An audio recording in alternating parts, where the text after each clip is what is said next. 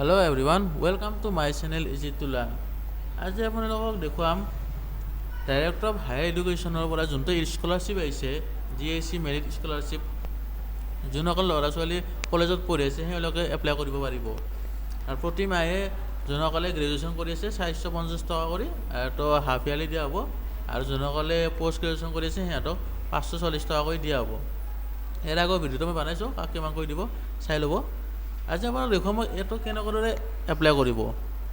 তো first of all আপোনালোকে যাব লাগিব ডাইৰেক্টৰ অফ হায়াৰ এডুকেশ্যনৰ অফিচিয়েল ৱেবছাইটত। তাৰপিছত আপোনালোকে এনেকুৱা এটা ইণ্টাৰফেচ খোলা হ'ব য'ত আপোনালোকৰ ইয়াত দেখা পাব স্কলাৰশ্বিপ অপশ্যনটো। ইয়াত আপোনালোকে ক্লিক কৰিব। ইয়াত ক্লিক কৰিলে দেখিব আপোনালোকে কম্বাইন মেৰিট স্কলাৰশ্বিপ। আপোনালোকে ডিটেইলছখিনি পঢ়ি চাব পাৰে আৰু আপোনালোকে এতিয়া এপ্লাই কৰিব লাগিলে আপুনি এপ্লাই নাও কৰিব লাগিব। অ'কে কৰি লওক। এনেদৰে এটা ইণ্টাৰফেচ খোলা হ'ব।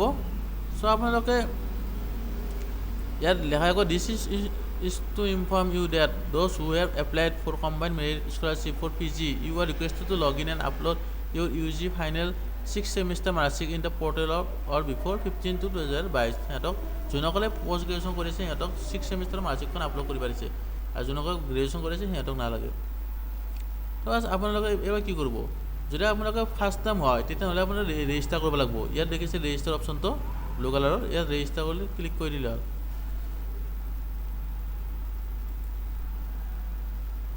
নেটটো অলপ শ্ল' আছে।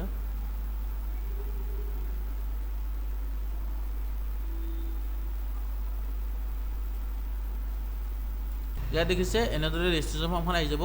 ফাৰ্ষ্ট অফ অল আপোনালোকে ইয়াত আপোনাৰ নামটো লিখিব লাগিব। আপোনাৰ নামটো লিখিব, ইয়াত লাষ্ট নেমটো মানে আপোনাৰ টাইটেলটো। ইয়াত আপোনাৰ father's mothers husband guardian name লিখি দিলে হ'ল। আপোনাৰ ফাদাৰ্ছ নেমটো লিখি দিলে হ'ল। ইয়াত আপোনাৰ ডেট অফ বাৰ্থটো লিখি দিলে হ'ল।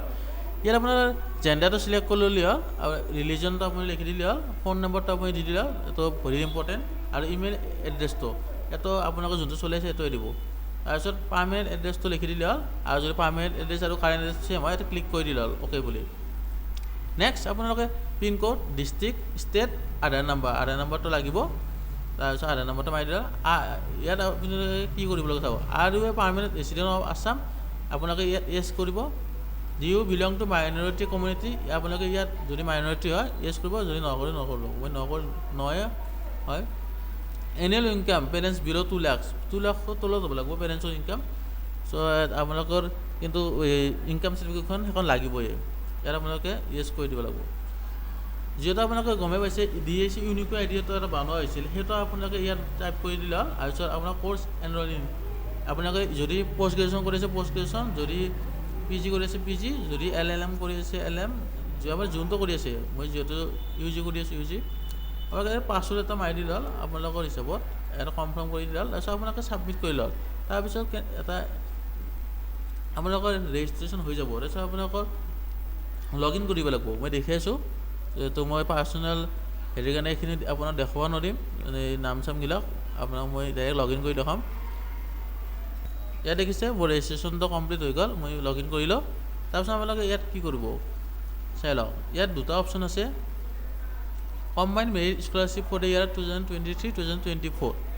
চ' আপোনালোকে ইয়াত এপ্লাই কৰিব লাগিব। যোনসকল মাইনৰিটি নহয় আৰু ইয়াত এপ্লাই কৰিব লাগিব। এপ্লাই নাও, ইয়াত এপ্লাই কৰিলে আপোনালোকে ইয়াত এপ্লাই নাও কৰি দিলে হ'ল।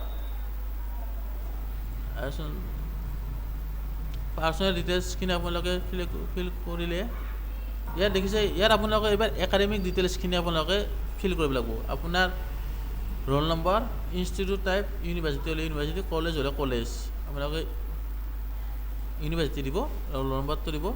আপোনালোকে নেম অফ ইনষ্টিটিউট, আপোনালোকে যোনখন কলেজ হয় সেইখন কলেজ দি দিলে হ'ল। ইয়াত ধৰি লওক মই এখন এই বঙাইগাঁও কলেজ দিলোঁ। আৰু এড্ৰেছ অফ দ্য ইনষ্টিটিউশ্যন, এটা আপোনালোকে এড্ৰেছটো দিলে হ'ল, ক'ত আছে কলেজখন ক'ত আছে ইয়াত দিলে হ'ল। তাৰপিছত লাষ্ট কোৱালিফাইং এক্সামিনেশ্যন কি আপোনালোকৰ HS নিশ্চয়, পাৰ্চেণ্টেজ আপোনালোকে দিব লাগিব। তাৰপিছত name of the course studying, কি আপোনালোকে পঢ়ি আছে, BA BSc BCom যিকোনো এটা দিলে হ'ল। তাৰপিছত ষ্ট্ৰীম কি আপোনালোকৰ, আৰ্টছ কমাৰ্চ চায়েন্স ল', আপোনালোকৰ ডিপাৰ্টমেণ্টটো দিলে হ'ল, কোনটো ডিপাৰ্টমেণ্টৰ হয় আপোনালোকে, যদি চায়েন্সৰ কেমেষ্ট্ৰি হয় কেমেষ্ট্ৰি দিব পাৰে। ডিউৰেশ্যন অফ কোৰ্চ, এটা আপোনালোকে আজিকালি 4 years হৈছে, এটা আপোনালোকে 4 days বুলি লিখি দিব। ক্লাছ ইন হুইচ ইয়াত প্ৰেজেণ্ট ষ্টাডিং কোনটো ছেমিষ্টাৰত আপোনালোকে পঢ়ি আছে ইয়াত ছেমিষ্টাৰটো লিখি দিব। ডেট অফ এডমিশ্যন যোনখন আমাৰ এডমিশ্যন ৰিচিভ হৈছে সেইখনত আপোনাৰ ডেটটো চাই ল'ব, এডমিশ্যন লোৱা ইয়াত লিখি দিব। তাৰপিছত আপোনালোকে ইয়াত দেখিব enclose all examination pass commencing for HSLC with copies of marksheet. ইয়াত আপোনালোকে যোনখন মেট্ৰিক আৰু হাই ছেকেণ্ডেৰী ইয়াত আপোনালোকে গোটেইখিনি লিখি দিব লাগিব। ইয়াত প্ৰথমতে আপোনালোকে হাই ছেকেণ্ডেৰী মেট্ৰিকৰখিনি লিখিব, নেম অফ এক্সাম পাছ, এটা আপোনালোকে HSLC হ'ব, তাৰপিছত ইউনিভাৰ্চিটি হ'ব, সেৱা হ'ব, তাৰপিছত ইয়াৰ অফ পাছিং কিমান হ'ব এটা আপোনালোকে লিখি দিব, ক্লাছ কিমান ডিভিজন পাইছে, ওৱান ফাৰ্ষ্ট মাৰ্কছ অফ কিমান পাইছে আপোনালোকে, মাৰ্কছ 600 ভিতৰত আপোনালোকে 600 পাইছে, টোটেল মাৰ্কছ হ'ব 600, অলপ শ্ল' মাৰি আছে, আপোনালোকে পাৰ্চেণ্টেজটো উলিয়াই ল'ব ইয়াত যিমান পাৰ্চেণ্টেজ হয়। তাৰপিছত আপোনালোকে এইবাৰ কি কৰিব, এইবাৰ হাই ছেকেণ্ডেৰীটো দিব লাগিব, ইয়াত কৰিলে এড মোৰ কৰিব লাগিব, ইয়াত এড মোৰ কৰিলে এইচএছটো লিখি দিলে হ'ল। তাৰপিছত আপোনালোকে ছাবমিট কৰি দিলে হ'ল। তাৰপিছত আপোনালোকে এনেদৰে দেখা পাব ডিটেইলছখিনি ছেভ হোৱা বুলি। চিষ্টেম আপোনালোকে এইবাৰ বেংক ডিটেইলছ ল'ব, বেংকৰ একাউণ্টটো আপোনালোকে একাউণ্টছ নাম্বাৰটো ইয়াত লিখি দিলে হ'ল। তাৰপিছত আপোনাৰ একাউণ্ট নাম্বাৰ বেংক নেমটো ইয়াত লিখি দিলে হ'ল, SBI হ'ল ষ্টেট বেংক অফ বুলি লিখি দিলে হ'ল। তাৰপিছত একাউণ্ট নাম্বাৰটো দিলে হ'ল, তাৰপিছত একাউণ্ট হোল্ডাৰ নামটো দিলে হ'ল, ব্ৰাঞ্চটো ক'ত আছে সেইটো লিখি দিলে হ'ল, তাৰপিছত IFSC ক'ড আৰু পান কাৰ্ডখনৰ নাম্বাৰটো লিখি দিলে হ'ল, তাৰপিছত ছাবমিট কৰিলে হ'ল। ইয়াত হৈ গ'ল। তাৰপিছত আপোনালোকে অ'কে কৰিলে হ'ল। তাৰপিছত ডকুমেণ্টছ আপলোড, ইয়াত আপোনাৰ ডকুমেণ্টছখিনি আপোনালোকে আপলোড কৰিব লাগিব আৰু ডকুমেণ্টছখিনি 500 KB হ'ব লাগিব, JPG PG PDF যিকোনো দিব পাৰে আপোনালোকে। ইয়াত দেখিব ফটোগ্ৰাফ, আপোনাৰ ফটোখন চিলেক্ট কৰি আপোনাৰ ফটোখন আপলোড কৰিব লাগিব। ইয়াত আপোনালোকে ফটোখন আপলোড কৰি দিব। তাৰপিছত ডকুমেণ্টছ টাইপটো ইয়াত আপোনাৰ application form, declaration form, title declaration form আপোনালোকে এখন লিখি দিব লাগিব। ডকুমেণ্টছ টাইপটো আপলোড কৰিব লাগিব। তাৰপিছত আপোনালোকে এইখিনি আপোনালোকে আপোনাৰ ডকুমেণ্ট টাইপখন কৰা, ডকুমেণ্ট টাইটেল আপোনালোকে ইয়াত এপ্লিকেশ্যন ফৰ্মখন আপোনালোকে দিব পাৰে। তাৰপিছত আপোনালোকে এইখিনি আপলোড কৰাৰ পিছত আপোনালোকে নেক্সট একাউণ্ট ডিটেইলক দিলে হ'ল। তাৰপিছত আপোনালোকে ছাবমিট কৰি দিলে হ'ল। তাৰপিছত আপোনালোকে ফটোখন আপলোড কৰিলে এবাৰ ছিগনেচাৰ আপলোড কৰিব লাগিব। তাৰপিছত আপোনালোকে ছিগনেচাৰ আপলোড কৰাৰ পিছত আপোনালোকে আধাৰ কাৰ্ড আপলোড কৰিব লাগিব। তাৰপিছত ইনকাম চাৰ্টিফিকেট আপলোড কৰিব লাগিব।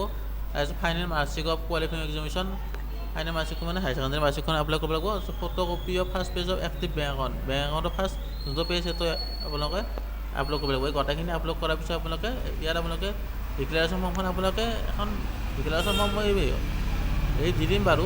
ইয়াত আপোনালোকে দেখি থাকোঁ ফটোগ্ৰাফখন মই আপলোড কৰিছোঁ আৰু বাকীখিনি আপলোড কৰা নাই, আপোনালোকক ভিডিঅ'টো লম্বা হোৱাৰ কাৰণে। চ' আপোনালোকে তাৰপিছত আপোনালোকৰ মই নেক্সট ষ্টেপটো দেখি আছোঁ। তাৰপিছত ইয়াত দেখিলোঁ মই গোটেইখিনি ডকুমেণ্টছখিনি আপলোড কৰিলোঁ। নেক্সট আপোনালোকে আহিব লাগিব এইবাৰ একাউণ্ট ডিটেইলছ, ইয়াত আপোনালোকে ক্লিক কৰি দিব লাগিব। ইয়াত দেখিলে ছাবমিট কৰিলে your application has been successfully submitted, your application number is ইয়াতো টেগ প্ৰিণ্ট আউট আপোনালোকে প্ৰিণ্ট আউট লৈ ল'ব পাৰে। তাৰপিছত আপোনালোকে ইয়াত আপোনালোকে দেখিব এপ্লিকেশ্যন ফৰ্ম এখন আপোনালোকে ইয়াত দেখিব এখন লৈ ল'ব পাৰে প্ৰিণ্ট কৰি আপোনালোকে। চ' ভিডিঅ'টো এইখিনিয়ে আছিল, এনেদৰে এপ্লাই কৰিব লাগিব। আৰু কেনেকুৱা লাগিল ভিডিঅ'টো চাই কিনে কমেণ্ট কৰিব, আৰু কিবা বুজি নাপালে কমেণ্ট কৰিব, ছাবস্ক্ৰাইব কৰিব চেনেলটো। ধন্যবাদ।